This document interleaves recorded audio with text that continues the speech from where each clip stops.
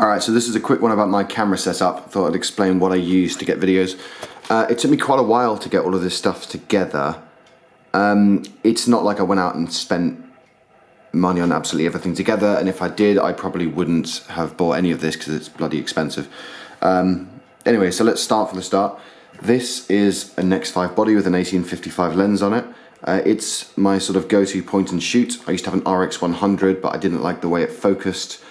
Plus the added quality from a 1-inch sensor on a compact, I felt it really wasn't warranted. I've done a modification on it, so the screen flips up like that. So if I need to get the framing correct, all I can do is hold my phone there. It'll reflect off the screen and show me what the lens is showing. It's got a hot shoe on the top. I was going to fit an external microphone, but to be honest with you, I only really use it for shots where I'm putting music behind it or something like that.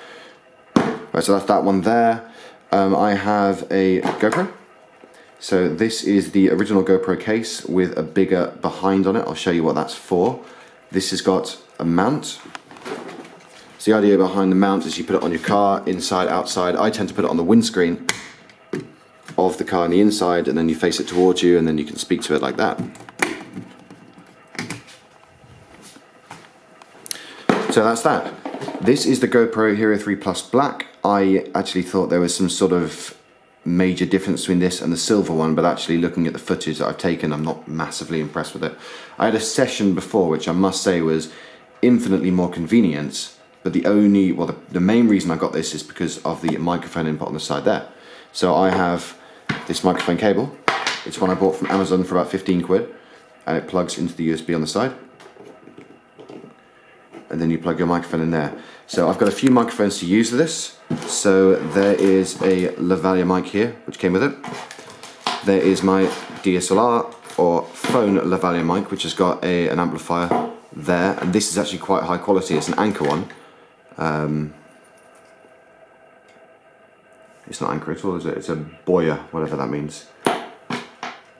But it's, I find it quite good really. It's sort of comparable to the Rode mics and about a quarter of the price.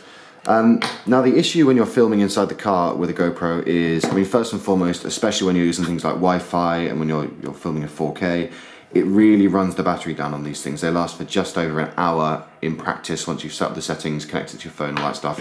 So you need to charge it as you're going. Now the issue with that is when you've got the microphone plugged into it, so you get decent audio, because the audio on these things are shocking. The Session is a bit better, but still completely unusable from a videography sense. So when you're doing that, really what you need is a second input for the side of it, and as you can see, I've used the only input, the only socket there for the adapter. So I had to buy this external battery, which I think is really cool. It's about £15 or so, and then you plug a USB cable, which comes with it, the correct way around, into it. So the idea is you run this cable sort of through or beside the dashboard in the car and plug that in, so you're constantly getting a source of power, and then you just have to hit the button when you want to view something. So that's why there's a larger door on the back of this. I think this switch here is probably on and off for the battery itself. So you need a larger one here. Now what I'm going to do also is I'm going to drill 2 holes in the side of it, one there and one there, so you can charge it, and I can use the accessories and things like that. So that's fine. In this case, audio is absolutely terrible. Even if you use the skeleton back, it really is even worse than before. This is why the Session is such a convenient camera, because it's waterproof right out the box, and it comes with a frame mount. You can get a frame mount for these, but again, like GoPro, 30 quid for a frame mount, very expensive. Moving on. This is my Rode mic. Now the primary reason why I got this and not something else is, well, it looks cool. They had it in the shop, but you don't need a battery for it, and the audio is actually pretty decent quality. So if you go for the VideoMic Pro, I think this is a VideoMic Go or something, or just a video mic. If you go for the Pro one, you need to keep it charged, you need to change the batteries, all that stuff. This was actually quite expensive. It's probably one of the most expensive accessories I've got at about £60. I actually use it on my DSLR, which I'm shooting this on now. This is the camera here, this is the mic, this is how it works, it slots on the top. You've got sort of this look without the windsock on it there. We don't really use the windsock because there's no need unless you're outside. I don't really do vloggy type videos, and if I did, I generally find that my phone is way more convenient than carrying a 1 kilogram DSLR with a massive microphone on it. It also looks like you're just taking pictures and uploading them to Instagram and not shooting videos, which people seem to find slightly intrusive. That's that. This is, it's not the largest one, but it's a Joby Gorillapod.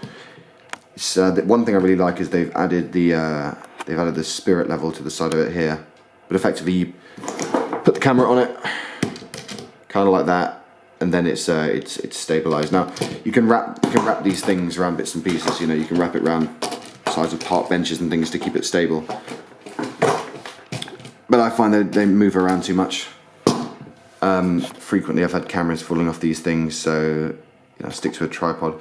Okay, so moving on, more bits of kit. So another accessory for the GoPro in question is, now this is cool. This is a Feiyu mountable gimbal.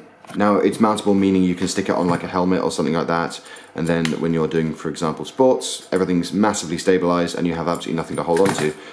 It's rechargeable, takes these batteries here, about 150 pounds. But one really cool thing it comes with is a gigantic selfie stick. So if I can just expand this now. I think it's got loads of these tiers. So you end up sort of holding something like this, which I think works really well and is really cool. The one issue with the gimbal is not that you need to do audio and stabilized footage at the same time, because this is more for sports and action shots, but you do get noise interference from this if you're using it with the auxiliary in or the mic. A few other things I've got. So main reason why I got my Samsung Galaxy S7 Edge, bear in mind there's really no differences between the Edge and the normal phone, and on reflection of what I've done here, I dropped it, smashed it, and now we've got this, I've got this pink bar all the way down the edge of the phone. And the reason for that is because there's no sort of easy way to hold the telephone. So if you're holding it like a traditional phone like that, when I'm doing pictures or video, it's a little bit slippy, and also your fingers are on the side of the screen, which means you can't like press record button, so you end up kind of holding it like that. And when I did that in a beer festival, link below, it's right at the end, when I dropped this thing about a week after I got it, causes damage to it, but you know, the camera's completely unaffected. I think it can shoot 4K or something. It can shoot 120 frames per second. The main complaint I've got with this is you cannot turn off the correction on the selfie camera. So even if you use a third-party app, it's still really weird in the selfie camera, which is a shame because it's got a really lovely wide angle on the selfie camera, which you don't get on the regular camera. But honestly, if I put in bits of footage from this on a regular video, not many people are going to tell the difference. I've got various bits and pieces here. So there is a 32 gig one there. Now I like these to be fully universal, so I like the ability to take the card out of my DSLR, which is this here, and you stick it directly into the GoPro or something else. This uses SD cards as well.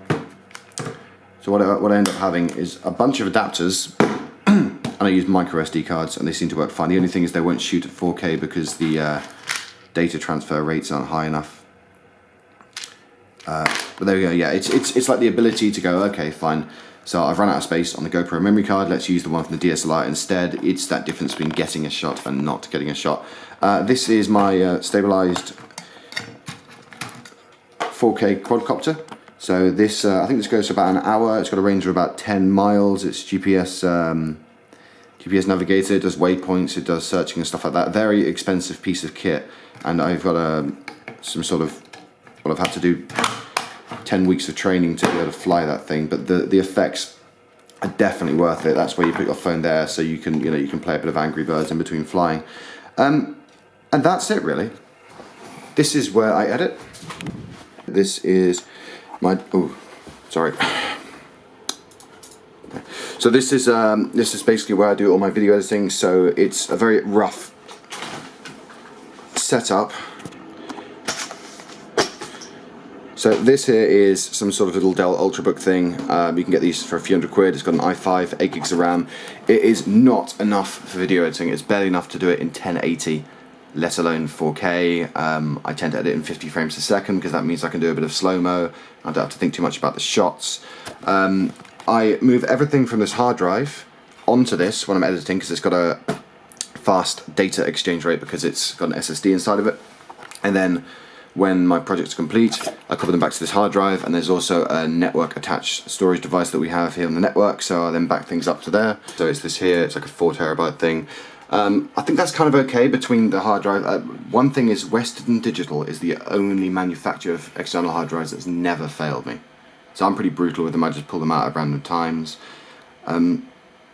Yeah, they seem to be very tactile. This has lasted me, touch wood, a couple of years with no issues whatsoever, but I still back up to, I think it's again, maybe Western Digital, the NAS that we have on the network.